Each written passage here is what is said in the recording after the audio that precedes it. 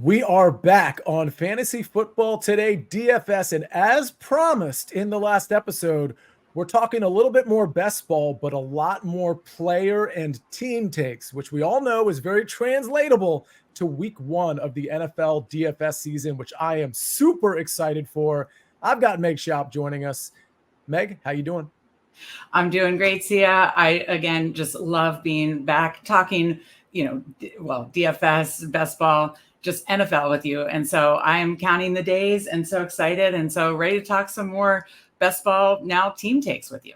Yeah, we're about to see like players with pads and helmets on. And I know we're talking just kind of preseason, but for the record, we're going to have FFT DFS through the preseason as well. We'll have some preseason takes, but certainly some takes going into the NFL DFS season. Maybe some rookies we want to talk about. Maybe some rookies we'll touch on during this episode, Megan. And I'll tell you, I thought our best ball primer, which was more of a strategy episode, last time we recorded was very good. But now I want to talk about the players themselves. So let's just get right into it. You've done a lot of best ball drafts already. You're going to continue to do a lot of best ball drafts. Talk to me about some of your favorite team stacks, maybe some of the more obvious ones, and we'll get to maybe some of the undervalued team stacks a little later on. Sure. Well, I'll start with the obvious ones. I looked at the projected point totals for the season, kind of Vegas look ahead lines and the projected point totals for the season. And it's a lot of the teams that are projected to score the most points, teams like the 49ers, the Dolphins, the Chiefs, obviously these are some of the teams that are projected to score the most points this season. And of course I like stacking up those teams, the Dolphins, those type of teams where, they might be a little expensive as in the draft capital that you need to spend for those players on those teams, but it's probably going to be worth it because these are the teams that are most likely to put up the most points this season. And again, especially on Underdog, you are touchdown hunting and looking for, putting up the most touchdowns and so things of that nature. So I'd say then, you go down and you might get a little bit of discount on teams like the Packers or the Cowboys. Mm-hmm. These are also teams that are projected to put up, in the top 10 points this season. So I absolutely honestly, the Packers and Cowboys are probably my favorite, I'd say mid-round value or mid values. They're not uber expensive outside of like a CeeDee Lamb, but they're not, a cheap value team stack. And then I've got two other teams before we get to the value stacks that are kind of the wild card teams. And they both happen to be veterans coming off Achilles injuries. And that would be Kirk Cousins and the Atlanta Falcons and Aaron Rodgers and the New York Jets. And we've not seen these quarterbacks with these teams yet. However, these are guys that elevate their players, their skill position players, and have been usually perennial top 10 fantasy quarterbacks themselves. And while they're older and coming off Achilles injuries, I'm willing to take that risk because I still believe they can elevate their offenses. So those are kind of my favorite kind of higher priced, mid-priced, I'd say, team stacks that I'm really trying to get as much exposure to. Let me ask you about the Packers real quick. I think there's such a dichotomy between a team like the Packers, and I'm trying to frame this within the context of best ball, a team like the Packers and a team like the Dallas Cowboys, where it seems with Dallas, you've got like one guy. And I wonder, and of course I'm talking about CeeDee Lamb, I wonder if you're trying to stack Dak, or you draft CeeDee Lamb first and then you draft Dak, and you're trying to get another receiver. I mean, I think you could take your shot at Brandon Cooks. There's Jalen Tolbert. There's a bunch of guys. But I think the Green Bay situation is a lot more unique because it does seem like it's a little bit of plug and play.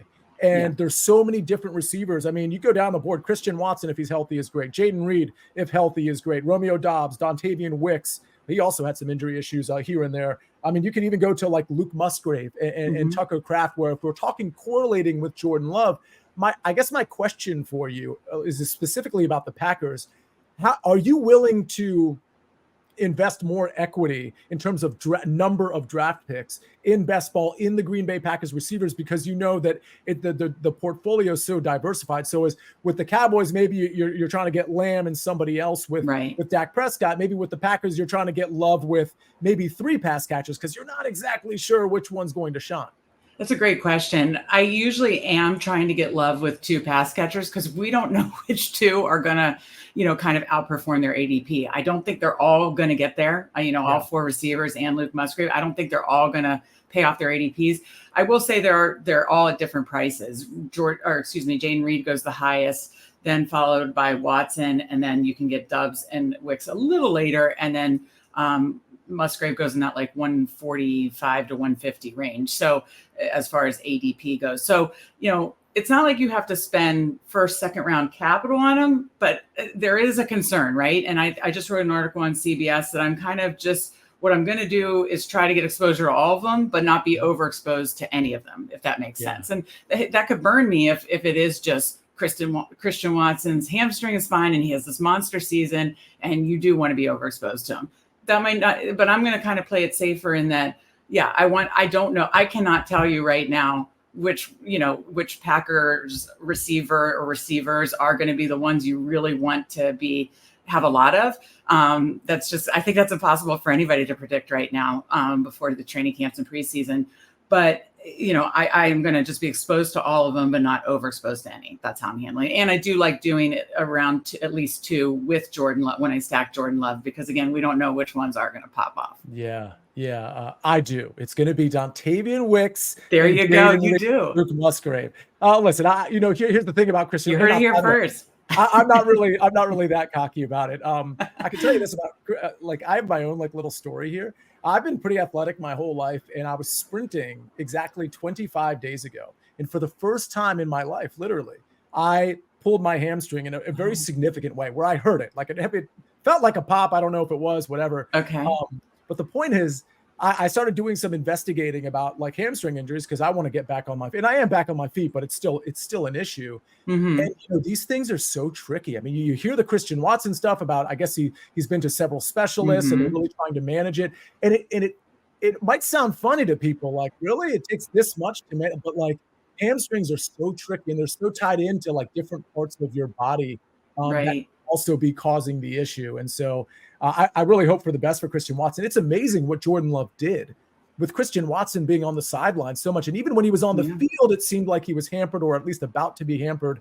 Right. That's why I think this Jordan Love offense, I mean, they're plus 1,900 to win the Super Bowl. I don't hate that look at that number, but I really do like this. If you had to pick two of these top offenses that you've been investing in, and I shouldn't say had to because you've been doing drafts, what would be of the offenses? We'll get to some undervalued in a little bit, but of the offenses that are in that top 6, top 7, where do you find yourself going in terms of the top 2 that are going your way? The ones I'm probably getting the most exposure to? Yes. I would say, as a Washington fan, hard to say, but I've just embraced my love for the Dallas Cowboys offense in fantasy. I take off my Washington fandom and I, just root for the Dallas offense because Dak scored had the most passing touchdowns last year. He finished QB3. They passed at a very high volume. At the end of DFS season last year, we talked about all the time, his amount of dropbacks, how likely he is to score, throw for 3+ touchdown passes.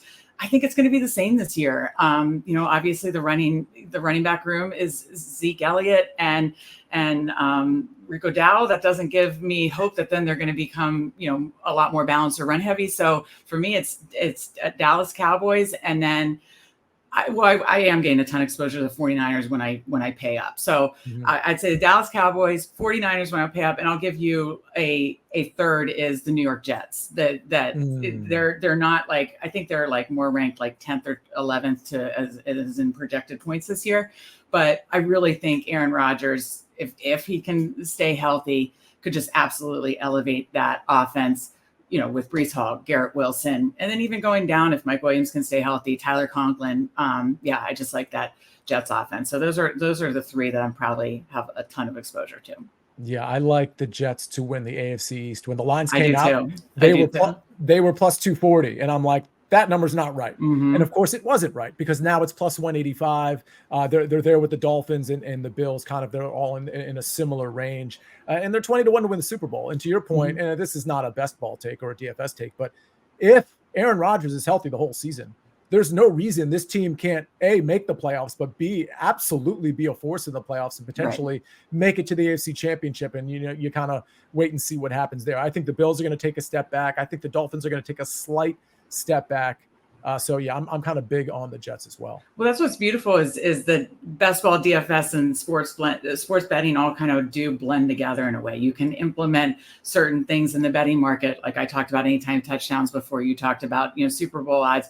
We could talk about it in context to DFS. It kind of all blends together. So when you do all three things like I do, they do kind of help you contextualize things, I think. 100%. And by the way, you mentioned CBS Sports. Your stuff is all on CBS Sports. You're producing content for them weekly. I should say more than once a week, because that weekly term can be a little confusing. You got your best ball rankings updated. You've got a ton of articles already on there. If you're trying to embrace getting into fantasy football, whether it's best ball, DFS, or otherwise, redraft, go to cbssports.com, check out the fantasy stuff, but also go to sportsline.com, check out the fantasy stuff, not just from Meg, but from Mike McClure, from others. So much team by team previews from RJ White. I mean, there's so much on Sportsline right now to kind of get you reinvested as we approach football season. All right, let's talk about investments in some undervalued offenses. Now, from a best ball context, this would be teams that not a lot of people, I assume, are jumping at, that you can really maybe get some value in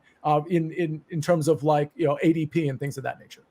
Exactly. I have one big one this year. That's my favorite. And if the Tennessee Titans offense is successful this year, you'll know at the end of the season, I likely probably had a pretty successful basketball season, because I am heavily investing in the Tennessee Titans this year. I'm not promising a 2023 Houston Texans, but I do think they have a strong chance to outperform their ADP and have a successful offensive season. They've got Brian Callahan coming over from the Bengals as the head coach running that offense. It should likely be like the Bengals, faster pace, more pass heavy, that we like that, right? And then I think then they have set Will Levis, a second-year quarterback, up to succeed in every possible way. They also brought his dad over, who was like a legendary offensive line coach, to be the offensive line coach, drafted an offensive lineman in the first 10 picks of the NFL draft. So they've invested there. They invested, obviously, in free agents with Calvin Ridley, even Tyler Boyd coming over from Cincinnati, Tony Pollard.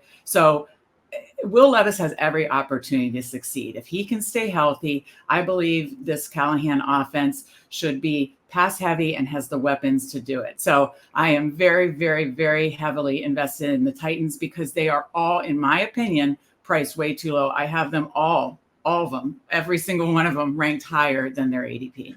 Before you get to your second undervalued team, I do want to ask you, and I want to go back to Dallas for this same question.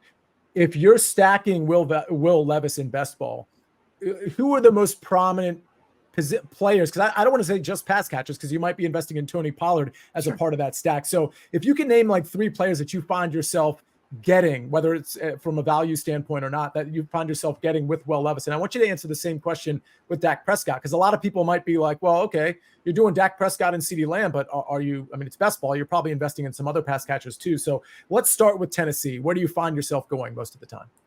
Do you mean which players with Will Levis on the Titans do I most?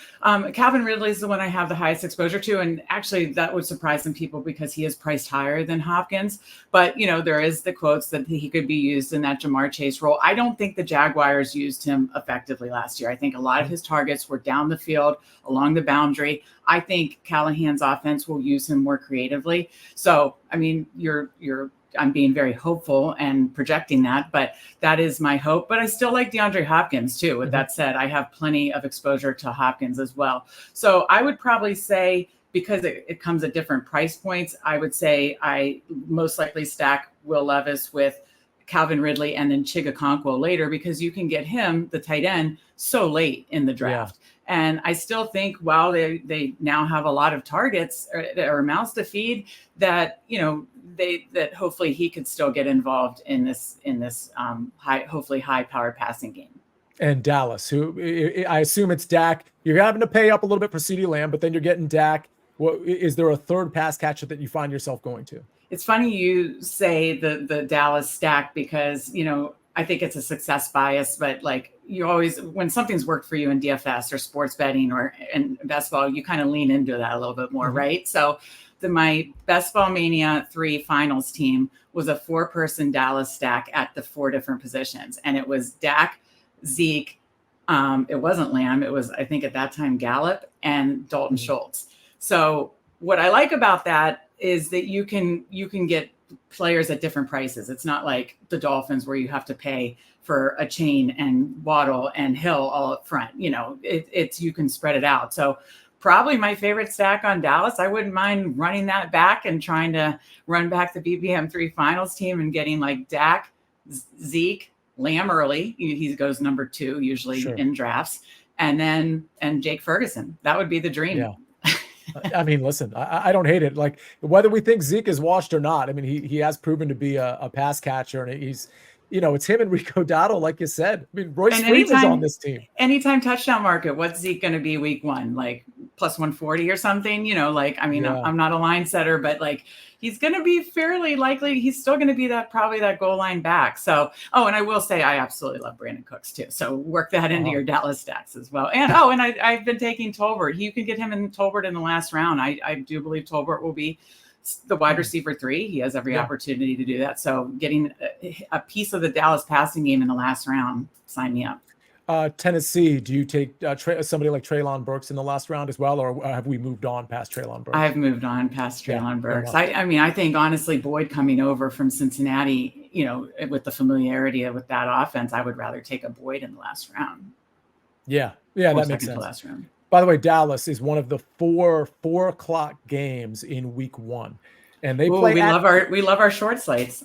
Yeah. I was actually going to speak to that because we have the 4 o'clock games. By the way, Dallas is at Cleveland, so it might be a bit of a tough go for Zeke and that offense because we know the Cleveland splits defensively. They're pretty great at home. It's a 44-point total. But what's interesting about that 44-point total is it's the highest total of the 4 o'clock slate. So I'm going to be playing the main slate like everybody else is week 1, but I'm going to be playing that 4 o'clock 4-game slate. And what I love about it so much is that you have these totals that are somewhere between 41 and 44, what does that mean, Meg? It means nobody's going to rush to go somewhere. And sometimes we like that because we can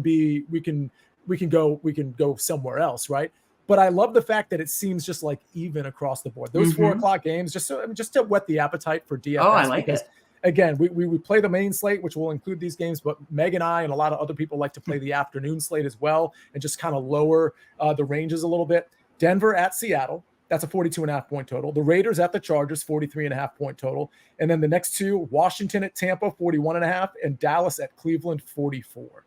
So I just think that's really interesting. When we get DFS pricing out, we're going to break down what we like and all of that stuff. But I definitely want to provide some content to just the afternoon slate because not as many people play that slate, Meg, and that means good things, right? Exactly. I'm with you. We love the short slates. I love, taking a shot at the early, the afternoon. So you have my appetite. I'm excited. I'm excited already for the 4 o'clock week 1. Speaking of appetite, so we have that Thursday night game at 8:20, right? The game that kicks things off, Ravens at the Chiefs. For people who want to know, that's a 47-point total. Obviously, Chiefs favored there.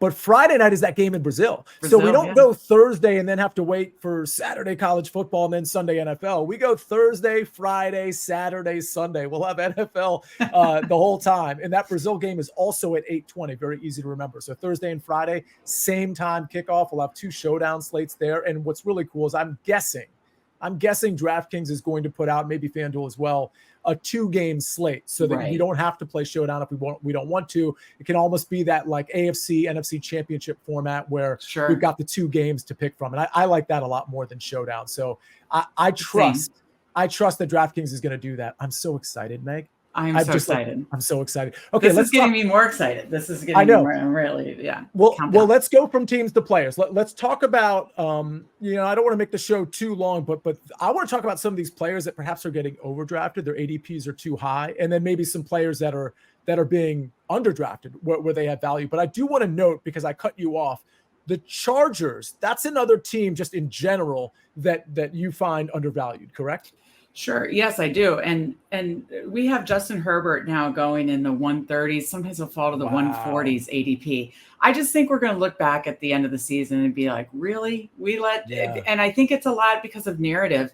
Okay, Jim Harbaugh and Greg Roman are very run heavy.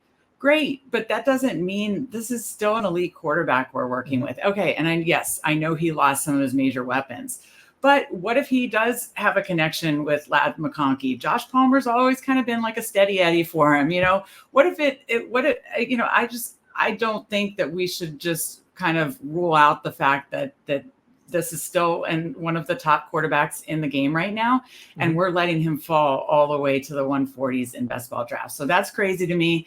Yes, I'm taking shares of the Chargers running backs because they are likely to be run heavy, but I still absolutely love taking Justin Herbert stacks and saying, and hey, that might be a very undervalued week 1 4:00 slate stack, because I heard you mention the Chargers in there. Probably no DFS player is going to want to touch them because we do get these kind of like narratives that people then stay off of in different sports betting, DFS, and best ball. So that's interesting. It's such a good point. And for the record, I think the Raiders are sneaky there too. I really do. If it's just a 4-game slate that we're talking here with similar totals, that game in general, to your point, I think people are going to kind of like potentially look away from. And I think we like those narratives really help us out in the first few weeks because people subscribe to those narratives and they just flat out might not be true. So you definitely don't want to be with the crowd weeks 1, 2, and 3 because they're operating on an off-season and last season narrative that just might not be true anymore. I was just going to say that just one more thing, just to carry on your point, is I have had the most success when I kind of go against the narrative, right? In DFS specifically. And I've also had a lot more of my success, honestly, in the front part of the season for that very reason, because people get like take lock and stuck on these narratives. And if you kind of go away from the narrative in any way, like whether it's, targeting the defense against a quarterback that people are obsessed with, or targeting a quarterback that people think the team's going to be run heavy, just like those are the kinds of things that I think going away from the narrative and kind of not being afraid to go against the grain early in the season are 2 key DFS things that have certainly worked well for me. All right. Well, we're going to talk best ball ADPs. Who's being drafted too high? Who's being drafted too low? We're going to do it right after this message from our partners. Never before seen matches and new rivalries unlocked. Trust me, we're just getting started. The Summer Cup is here. Let these games begin.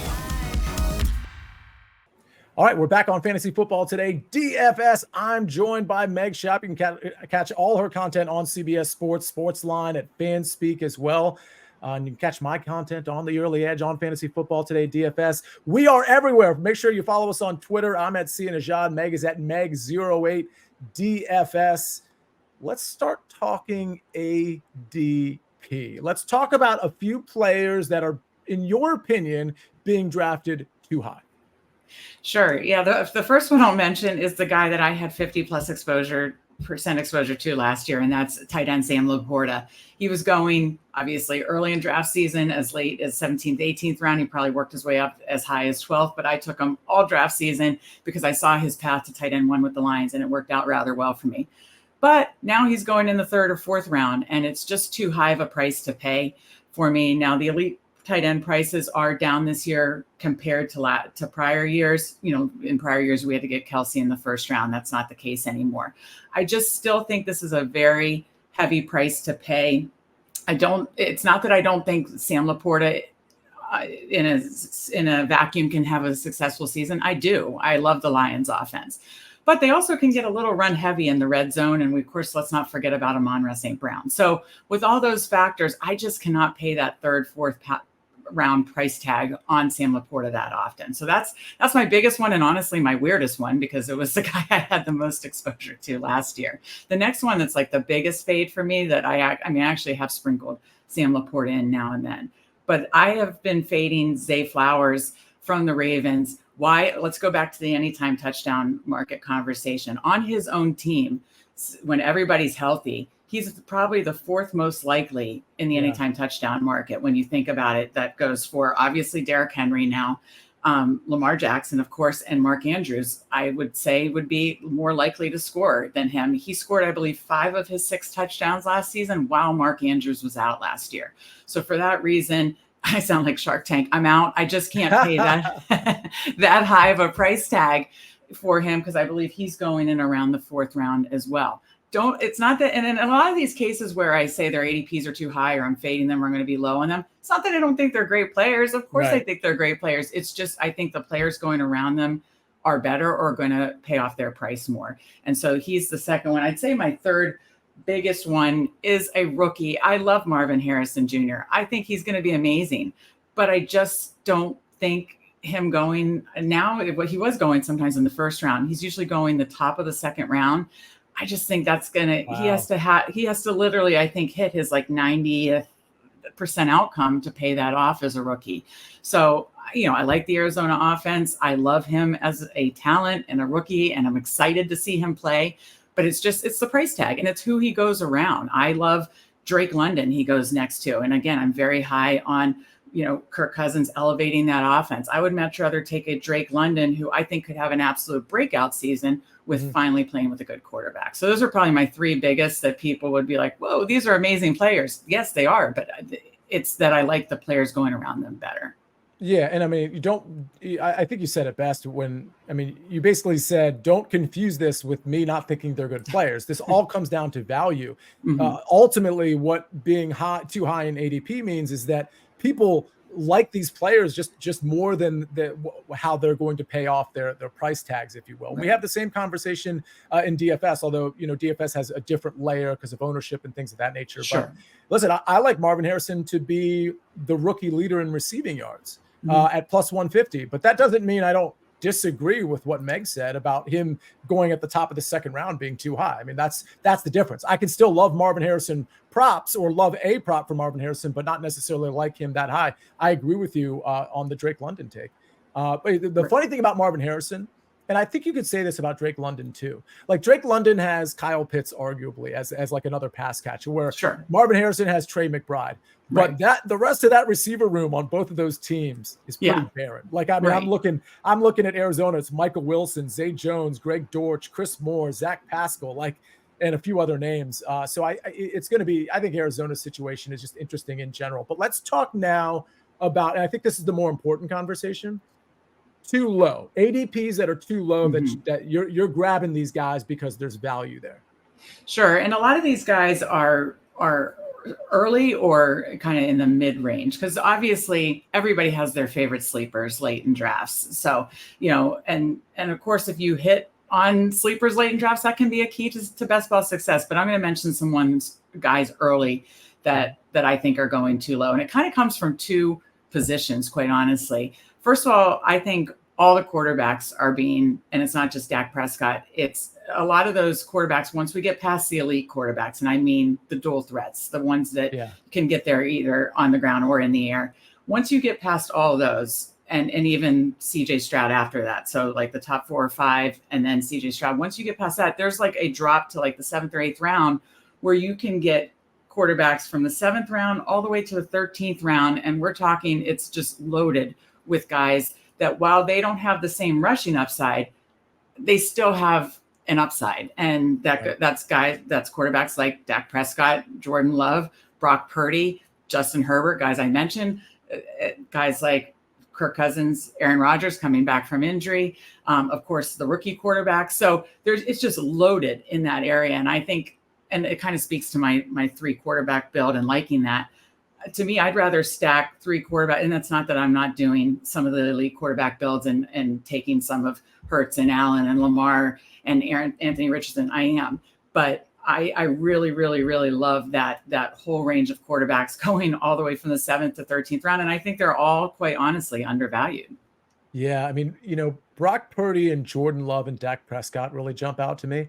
Yeah. Like Brock Purdy's just one of those guys that could have a 4-touchdown game. I mean, just depending on the circumstances. Because his offense is just absolutely elite, and his how he distributes in that offense. Yeah, it's, Kyle Shanahan offense's disciples. Like I look at Jordan Love, and it's like you're finding these guys in space. So as much as you might appreciate the 40 or 50 yards you're getting rushing with those guys that are being justifiably drafted in the top 4 quarterbacks, some of these guys are on offenses where they're just getting themselves in a position to stack up 300 yards. To that point, though, DraftKings gives you the 300-yard bonus and the 100-yard bonuses for position players and whatnot. But correct me if I'm wrong, Underdog doesn't have those bonuses, correct? Right. No bonuses. So it's Okay. just half point PPR and, and regular scoring. So that's why I lean into the touchdown hunting. The other position that I've kind of alluded to being kind of undervalued in fantasy, it's kind of undervalued in real life too, by the way they get paid, is the running backs. And so you can get obviously the elite running backs of Christian McCaffrey, Bijan Robinson, Breece Hall go in the first round. But after that, you get like a discount to me with Derrick Henry. You can get in the third round.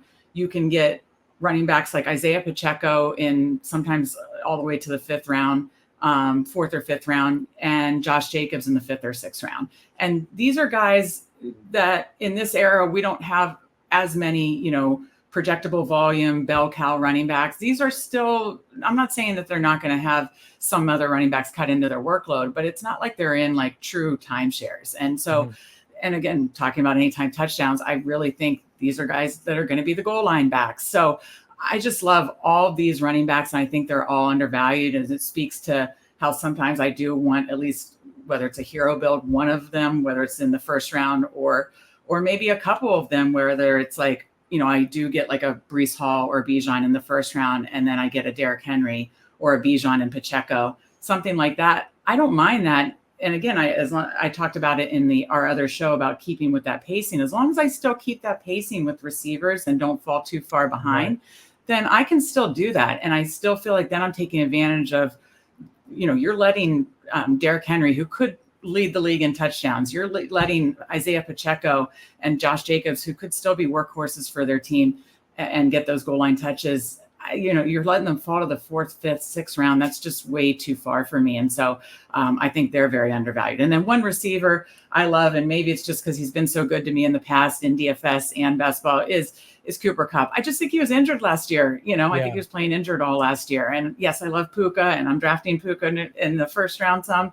But we get Cooper Kupp in the third round. And again, similar to the Justin Herbert in the 140s, are we going to look back and be like, oh, wow, we let Cooper Kupp fall all the way to the third round. We let Derrick Henry fall all the way to the third round. These are kind of the things that are kind of going through my head and hope I'm right. But these are the guys that makes me just feel like they're being undervalued. Yeah. I mean, I like the Cooper Kupp take quite a bit, especially when you're talking like PPR formats and whatnot. I mean, definitely I feel like, DraftKings again, even more. Yeah. Yeah. I mean, when we talk Kyle Shanahan or LaFleur, like Sean McVay's that guy too, right? That's just going to get the guys open in space, and Stafford is going to be peppering them, both of those receivers for sure. Right. All right, well, let's talk maybe before we get out of here. How about some favorite rookies? I mean, there's a lot. You talked about Marvin Harrison as a guy who might be getting sort of overdrafted. How about some rookies that aren't really getting a lot of attention that you're putting on your best ball teams?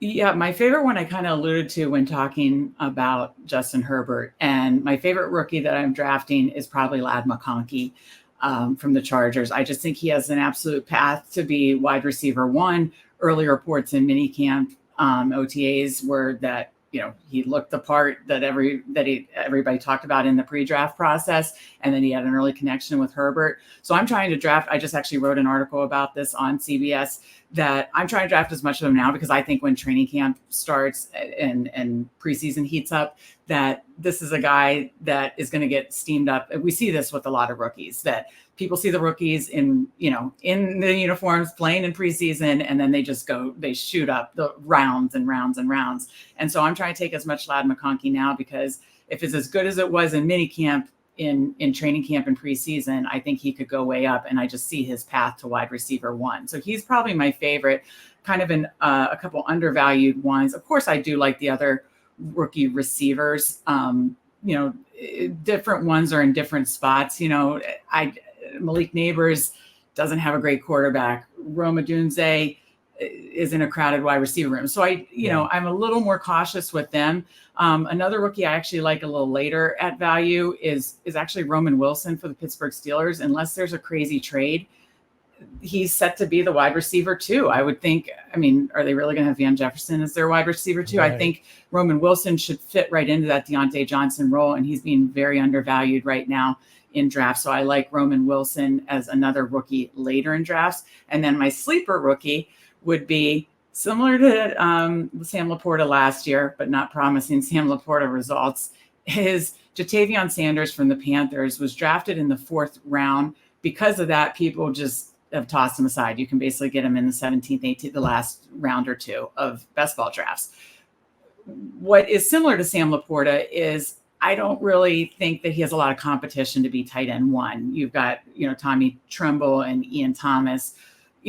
Maybe it is some kind of rotation, but this is an athletic tight end that I believe Lance Zierlein of NFL Network compared him to David Njoku. He was actually, as Washington fans, we took Ben Sinnott, but he was actually by most draft analysts throughout the entire draft season projected as the tight end 2 to come off the board. It just happened to be that Washington felt that Ben Sinnott was the better fit. So I think we're kind of overvaluing the capital that was spent. And if you look at the kind of opportunity he has to be tight end 1 on a team that's starving for more weapons, I like him as a 17th, 18th round flyer.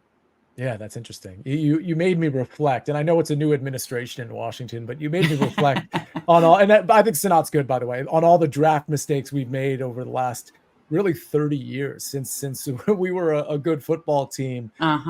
For example, you keep talking about Justin Herbert and Ladd McConkey and the Chargers, and I'm like, listen, Chase Young, super great athlete out of Ohio State. He looked the part and all of those things, but you could have gotten Justin Herbert at the number 2 overall pick in a quarterback-driven league. You could have gotten Justin Herbert. Exactly. If you went with the defensive end. Like Washington fans would have lost their minds if that would have happened then, but now it just seems like, I agree. But whatever. Things are for us Washington fans. Things are starting to move in a very positive direction. And speaking of quarterbacks, I love Jaden Daniels in terms of how he's looked. Maybe we'll look to him in that 4-game slate, perhaps against Tampa. That's right. He's in the 4-game slate as well. Yeah. Although I'm probably not playing him in DFS, but we'll have a lot to talk about because we're going to be talking about that afternoon slate. Pricing is going to be coming out very soon. So we're going to be talking about week 1 and just kind of getting the table set. We're going to have some special guests on to talk some more of these rookies that Meg mentioned and kind of get in the weeds who might have a value in the first 4, 5, 6 weeks. Maybe getting overlooked, who has the nice matchups, all of those things. So you want to make sure you are subscribed to Fantasy Football Today DFS, that you're subscribed to Sportsline, that you check out CBSSports.com so you can see all of the various articles that Meg Shoup puts out there. Meg, I think we did a really good job in a 2-episode span, kind of covering the very basics of best ball, but basic enough to get people involved and to dabble if they haven't already, and to maybe get them thinking about what teams to look at, what maybe players to shy away from, what players to lean into. Do you think we left anything out? Again, basic approach here, but anything that I forgot to ask you? No, I think I think together we covered this perfectly, from strategy to, team level to player takes, rookies. I think we covered it all. And all I can say is I think best ball is just growing exponentially each year. So now is a good time to dabble and try it out, and, not get overwhelmed by the things you see on Twitter. Have some fun with it, because then it just makes for a fun sweat all year long. Because again, set it, forget it, and relax and sweat out your lineups. And truly, if you didn't listen to the first episode, the primer episode of kind of the strategy and the basics of best ball, go back and listen to that, because I think there was a really important part in there. Like, don't be intimidated about, again, what you said, like what you see on Twitter and all these huge contests. You're not sure what to do in week 17. Like, how does this all work? Like, we can strip this thing down. We can enter the right contest where we don't have to worry about the lottery type stuff. And the basic strategy lends itself to the strategy you've been incorporating in your DFS lineups and otherwise. So don't be intimidated by it. Maybe dabble in it. Have some fun with it. Set it and forget it. All right. We're going to set and forget this podcast, or at least this episode. Meg, I'm going to see you very soon. We're kind of lining up to NFL season. We're going to have more episodes pouring out as we approach the preseason. So please make sure you're subscribed. Make sure you turn your notifications on this YouTube channel, and we'll see you very soon. Thanks for joining us on Fantasy Football Today, DFS.